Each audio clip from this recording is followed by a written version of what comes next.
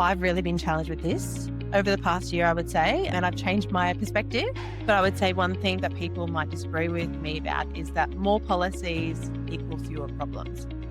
I don't think that that's the case. And our view here at LSKD is to reduce the number of policies we have. We're always going to have the ones that will keep us out of jail and that will keep our people safe.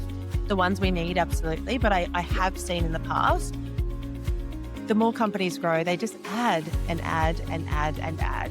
And it becomes really difficult for people and team members to be clear or to even have autonomy in what they do because they feel so constricted with 8 levels of approval for buying a box of tissues that it just gets in the way of moving fast. And I think when I think about the growth that we're in, we need to move fast. And by holding people back and adding layers of process or policy when policy doesn't need to be there, it just makes no sense. So I think it can hinder you rather than just giving really clear, simple, practical guidelines that you can work in. So that would be mine. Yeah, it's a good one. I mean, there's organizations that have loads of policies and you'd ask a people manager, do you know what the policy says?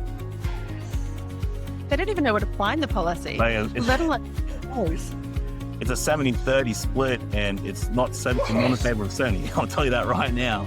Yeah, you're right. You can get too policied up and potentially, and look, there's many reasons why, acquisitions and mergers and, there's, maybe that was implemented through people taking stuff from maybe larger organizations and implement it, which was not a fit for purpose. Like there's many reasons for it, but I think in particular, you're a great case study in that growing company trying to keep that culture, even though the growth is super fast growth.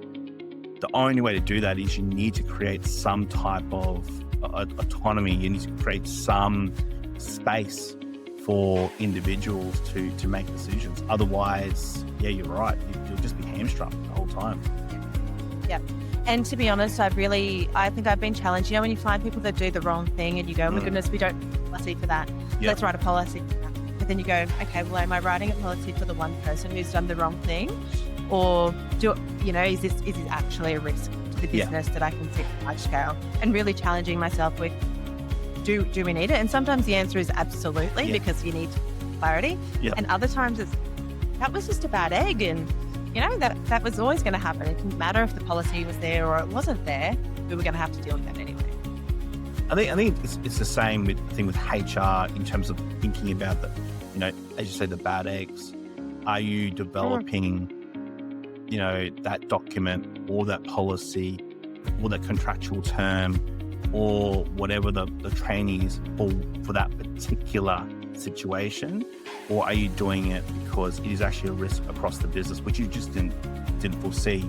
And that's always really interesting.